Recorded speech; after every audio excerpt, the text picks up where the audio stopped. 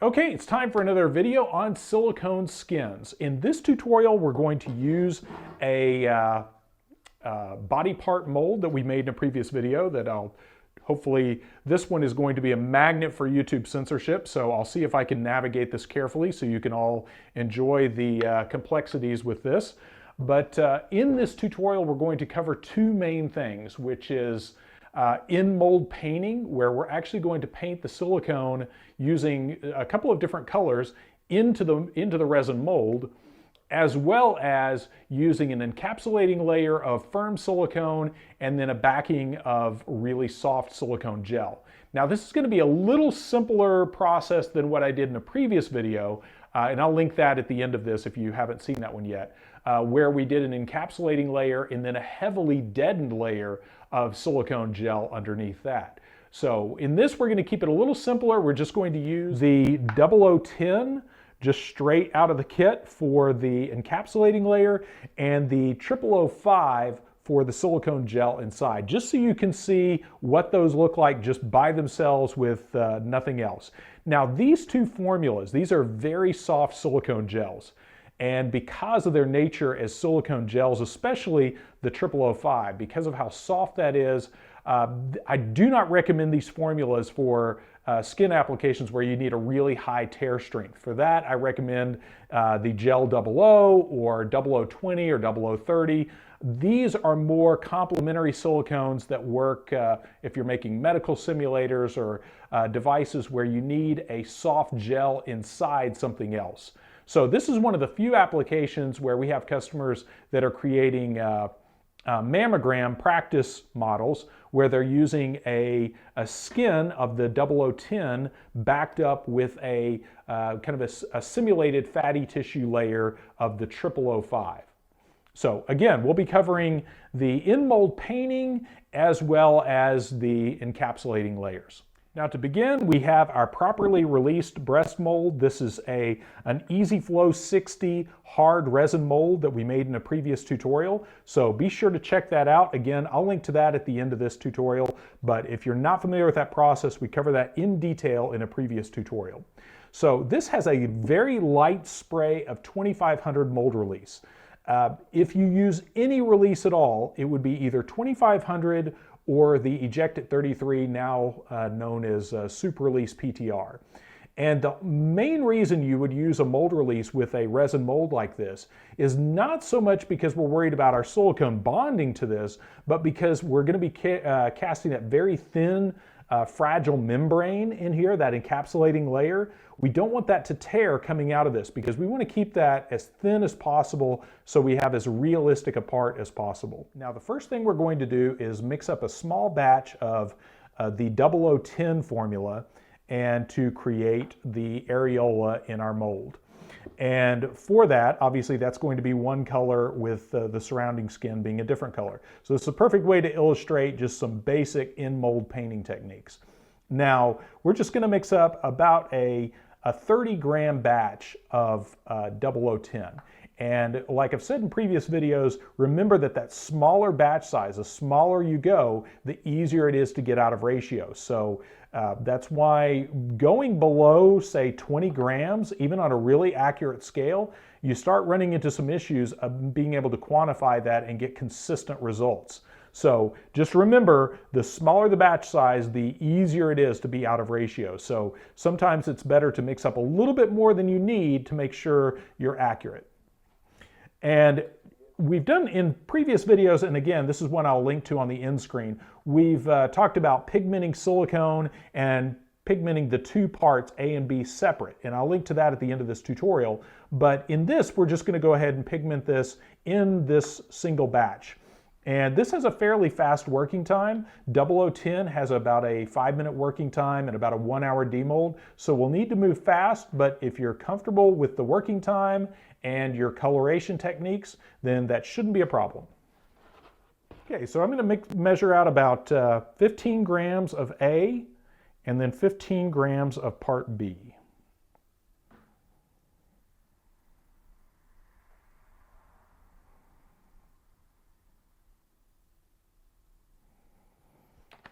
And as you've seen me do in other videos, I always like to set the part that I've just poured off camera or off somewhere where I don't accidentally grab that twice, because no matter how many times you do this, that is a very real possibility.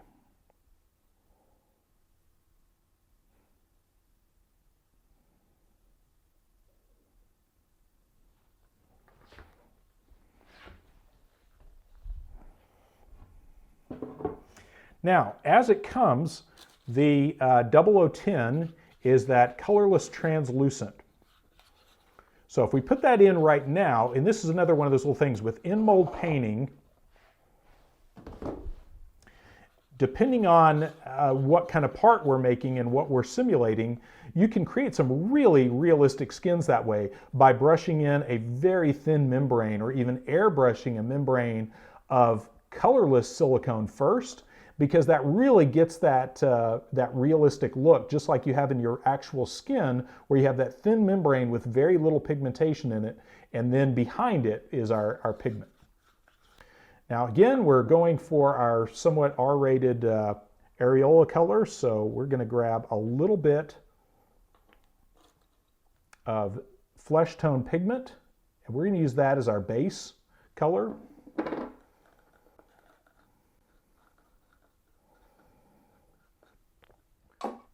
And we're also going to add a little bit of red.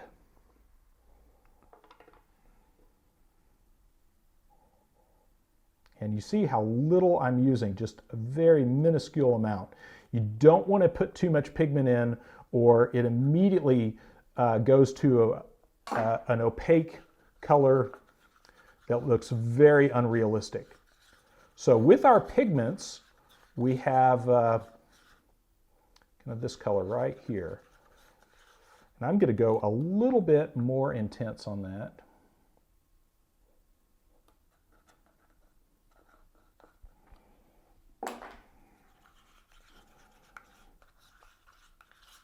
And the other thing we're going to add is flocking. And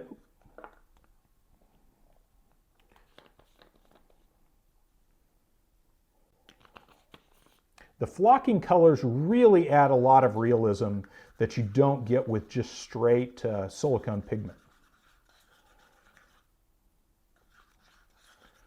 So you can see that developing now, and we're going to add a little bit of pink and a little bit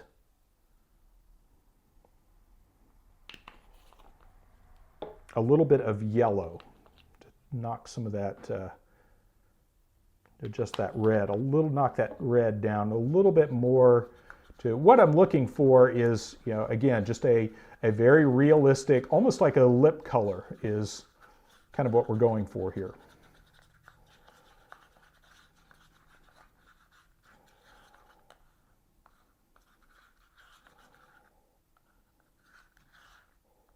And there we go.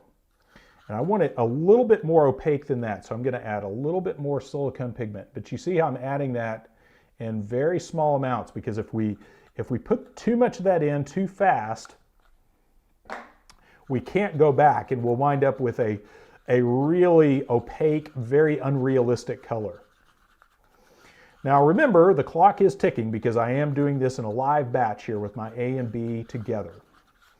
So we want to make sure we get moving along and don't wait around too long with this. But adding those flocking colors in gives us that nice mottled look. And you can see, if I hold that up right there, you can see that's a much more realistic look than if it was just flocking or just silicone pigment. Now, one last little detail is I'm going to add some Tin-Thix, just a couple of drops of Tin-Thix. And what that does is that converts this to a paste, a very light brushable paste consistency.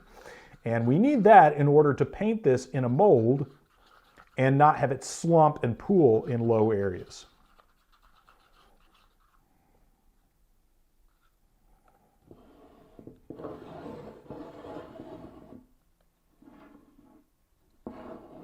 Now you can see what I'm going for here. I'm going to tilt it up here again in a second.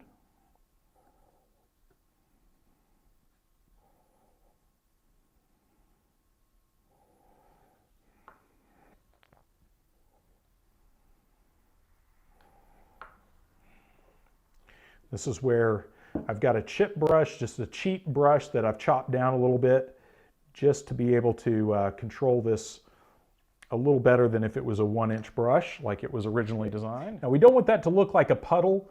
That's going to look not very organic, so we're just going to use that chip brush to just push that up on that edge and create a realistic transition between the two skin colors. And if you look at the detail on the mold, that'll help you guide where you're putting those colors.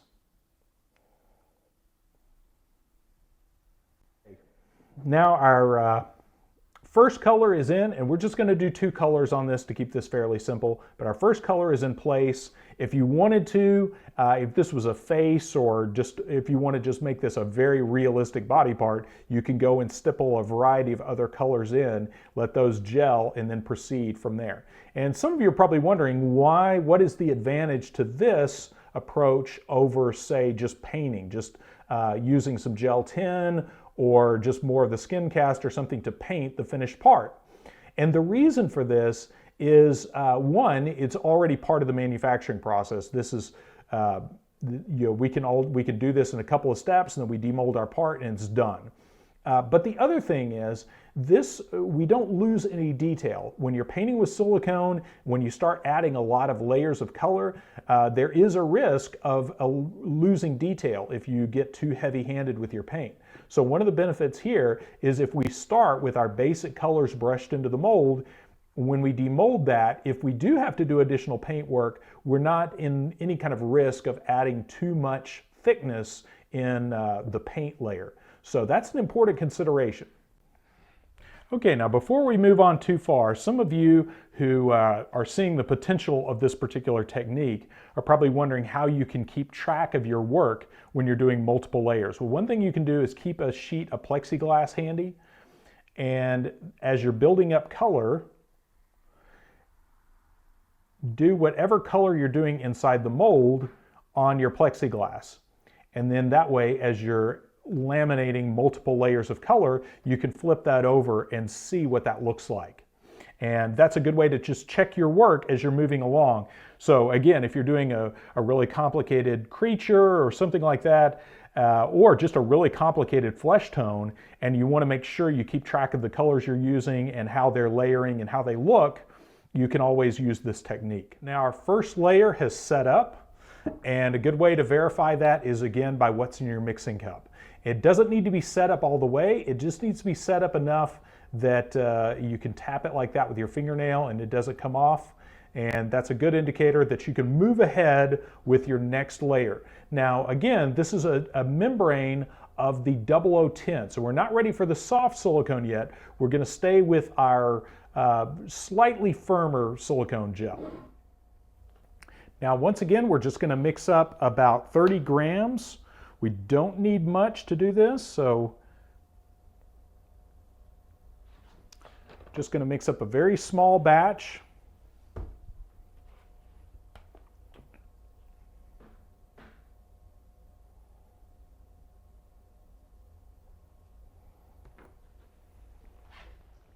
So now that we've got our second batch ready to go, we're ready for pigmentation. Now we're going to go with a fair flesh tone for this. So anytime I'm doing a fair flesh tone, I like to start with white silicone pigment as my base and then build up from that point. If we start with a regular flesh tone, then we're going to wind up having to it's going to almost opaque it by the time we add enough white to get the look we want. So we're just going to add a little bit of silicone pigment, some white silicone pigment in that. Again, remember, less is more with this. If you're new to working with silicones and translucent silicones, start small and work up. And again, at the end of this video, I'm going to link one of the previous tutorials about pigmenting, about doing realistic flesh tones, because one of the things with this that you want to be mindful of, if you're working, this is a fairly fast silicone.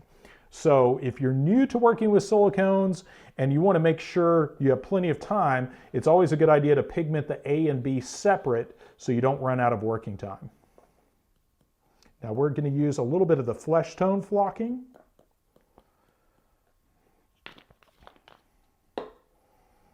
And a little pinch of red.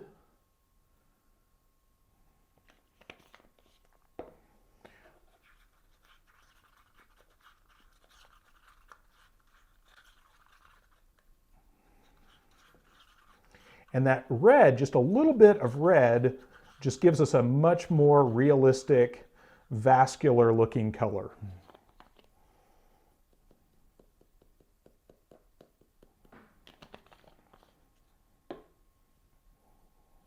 And I'm going to add a little bit of yellow to offset some of that red.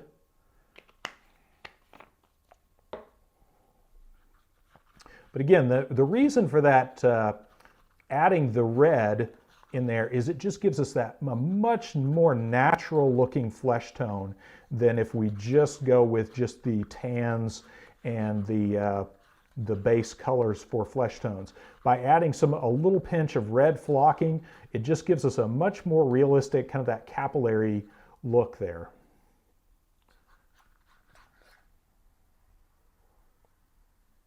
And I'm going to add just a little bit more white pigment.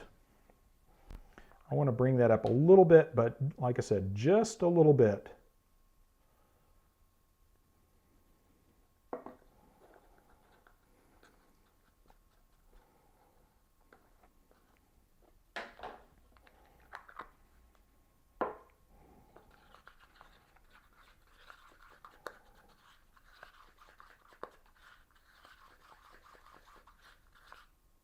There we go. Now, one last little touch. Again, remember that we don't want this to slump. We want this to be able to stay on a vertical surface. So we're going to add a couple of drops of Tin Thicks silicone thickener.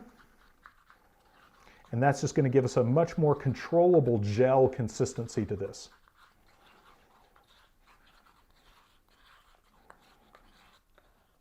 And again, remember, even though we have a pretty quick working time, we want to make sure we stir that thoroughly so that everything cures as it's supposed to.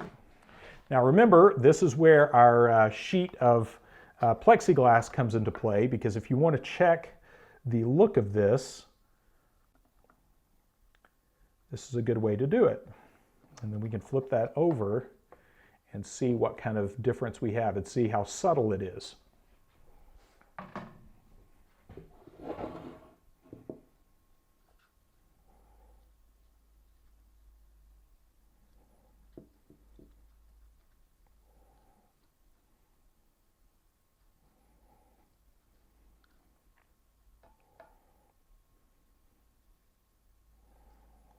And one of the nice things about, because this isn't, the Tin Thicks does thicken it, but it's a very light paste that it creates. It's not going to give you a real heavy body like Tin Thicks mixed with gel tin, where you wind up with this really thick, almost peanut butter kind of paste. So one of the nice things about that is that allows those brush strokes to kind of just dissolve there. You see those just fade out. There we go. Again, we want that, the thinner the better, so be careful not to build that up too thick. If you're looking for a very realistic skin, you don't want that to be too thick.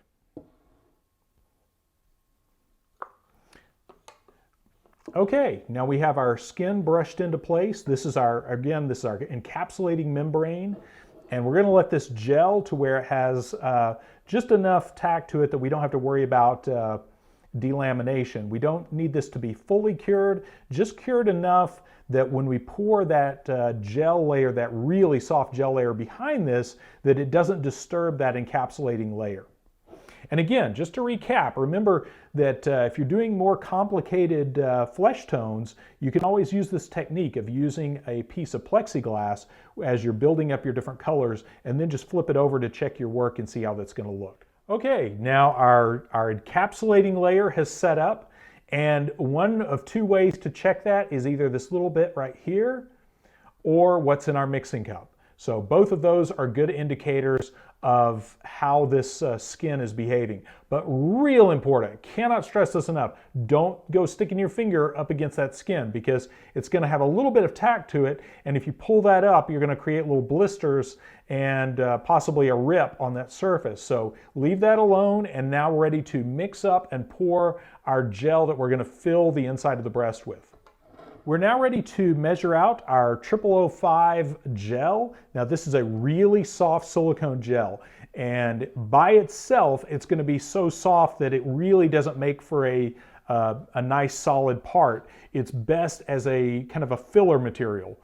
So just remember that. Don't order this by itself expecting it to be like Gel 10 or Gel 00, because this is a really soft gel.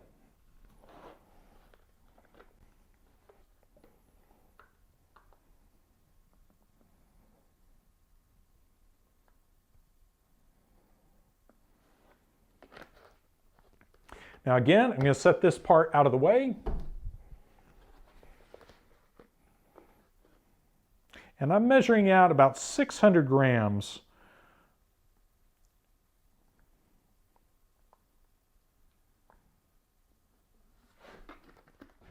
Now, again, remember that we have around a 5-minute working time. So we want to make sure we move quick and deliberately to get this mixed up and poured into our mold. Now for the silicone gel, again, we're going with that fair skin tone, and some of this will show through that encapsulating layer. This gel layer will be visible through the outside, that encapsulating layer. So I'm going to mix up a fair flesh tone, very similar to what I did on that encapsulating layer. And I want to try to get that as close as possible, but it's okay if we're not exact, because if it is a little bit if it varies a little bit from that encapsulating layer, that actually adds to the realism and just gives us a little bit more realistic flesh tone.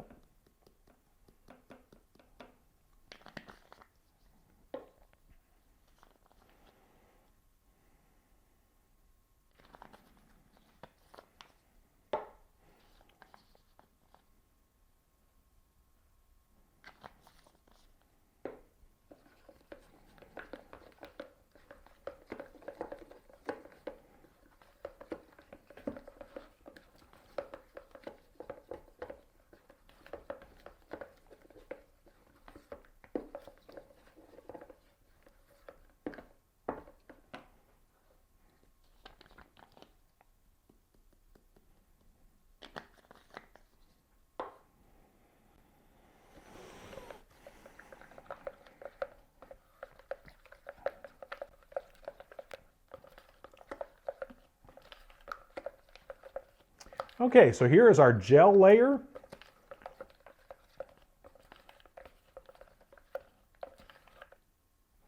Just make sure that you get everything thoroughly mixed, because you have a 5-minute working time at room temperature, so you want to move quick. And then we have a demold time of around 1 hour.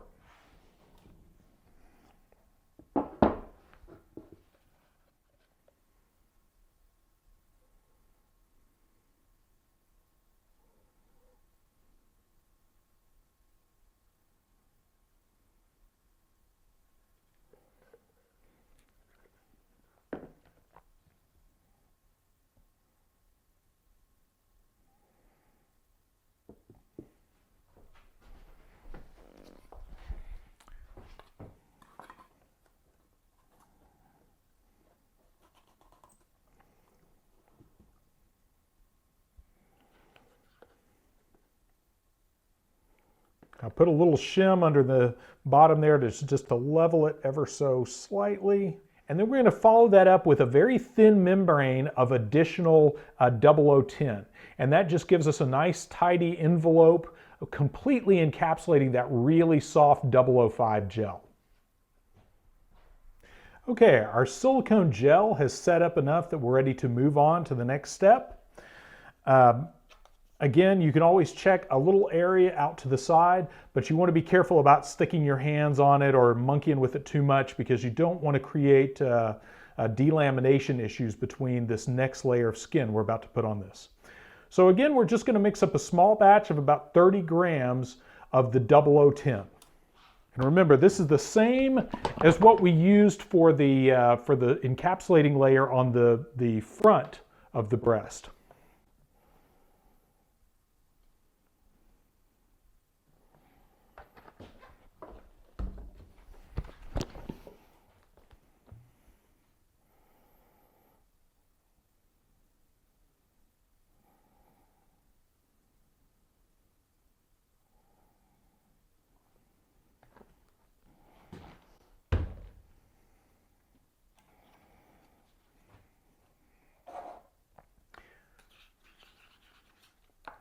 Now again, we're going to mimic that very fair flesh tone. So I'm just going to grab a little bit of the white pigment.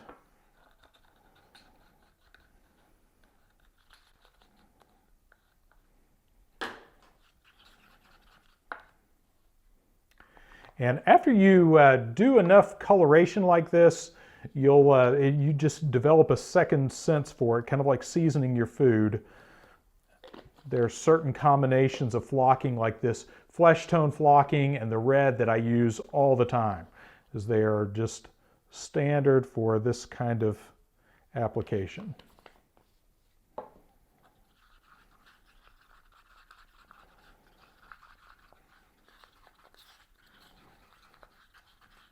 Now there's no need to add thickener this time because we're just going to let this self-level and create an encapsulating layer on the back of that exposed gel.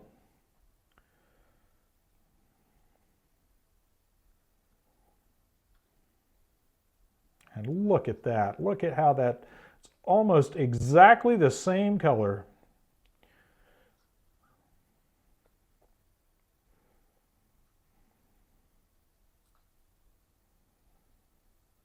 So there we go.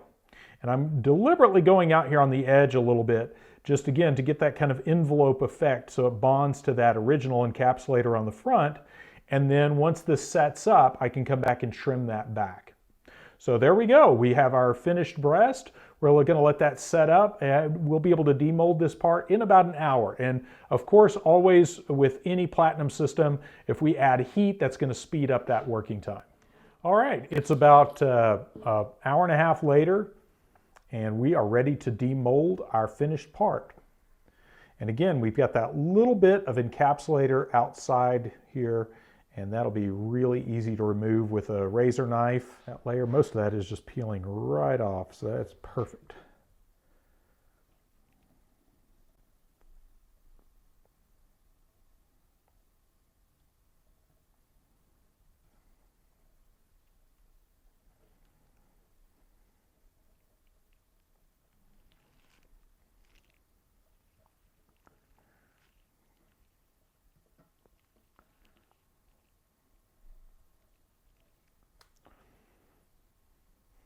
So we are now ready to demold our finished silicone breast model. And again, the benefit of this in-mold painting like we've done here is not to bypass the painting step completely. It's mainly to simplify it. So, and also, as you'll see here in just a minute, YouTube censorship permitting, you will see that that retains that detail really well. So any paint we add on top of this is not going to fill in any critical detail. So if you have a part that has a lot of critical detail on it, you don't have to worry about the paint filling that in. So, and again, careful painting, and that's typically not an issue, but you see how right out of the mold we have a very realistic flesh tone and a very natural transition between the two flesh tones there. So there is our finished part, and there you can see, for those of you who were asking after our previous video about something that wasn't quite as soft, this is a great standard formula, again, kind of an out-of-the-kit formula that does not require any deadener. So this is just a surface of the 0010, and then backfilled with that really soft gel of the 0005. And this is one we have a lot of customers using for this kind of model with great success. And again, this kind of technique allows you to have a very realistic part right out of the mold. Well, I hope that answered a lot of questions that a lot of you have had about some of the different topics like in-mold painting and some of the more simplified approaches to an encapsulating layer over a silicone gel. So if you're new to our channel, be sure to check us out also at our website at brickintheyard.com and go to the resources library, the resources section, and check out the video library, because we have a significant library of video tutorials that will help you through a lot of complicated molding and casting projects. And again, on the medical simulator front, I hope this kind of little unofficial medical simulator series that we've been doing lately has been helpful to some of you with a lot of the questions related to this kind of application.